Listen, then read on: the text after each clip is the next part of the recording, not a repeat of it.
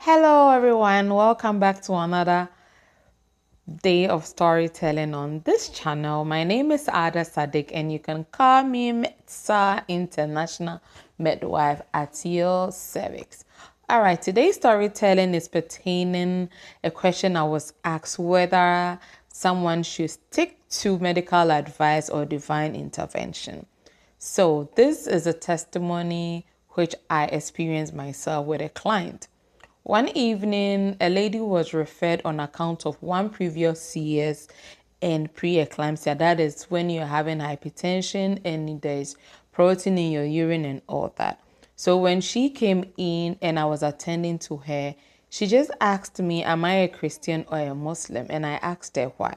Then she told me that she is a Christian and she believes that God is going to deliver her and that she's not going through the cesarean section. When I prepared her, I told her that, Auntie, do you know something? Hold on to your faith. For me, my God always intervened no matter what. So your faith will set you free.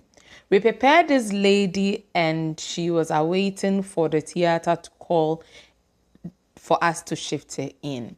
And this is what happened. The very minute we were about to move this lady, another emergency comes, which is more severe than hers, and then she had to keep on laboring. So in our ER, we kept her on the CTG monitoring. She labored, and there were two cases that bypassed her for her not to go into the theater on time. Before we could say Jack, her baby was coming, and I delivered the baby safely. Baby examined, everything fine, and the woman fine placenta came. And she was so happy and said, oh, God of more power, Jimmy. You see, God has his ways, but do not fight what we are seeing. She came, as I said, we prepared her. She was awaiting the surgery and God intervened. That is how God works. If he will intervene for you, he is going to do it. And I've heard so many testimonies of even babies coming out on the theater stretcher when anesthesia has been passed.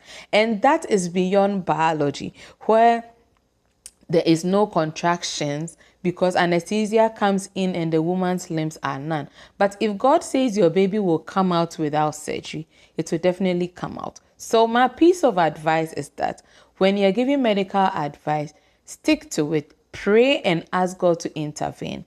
For God to intervene, you will come to the hospital and, for example, you hear that there is no more HIV in your blood. That is where God has intervened. Thank you.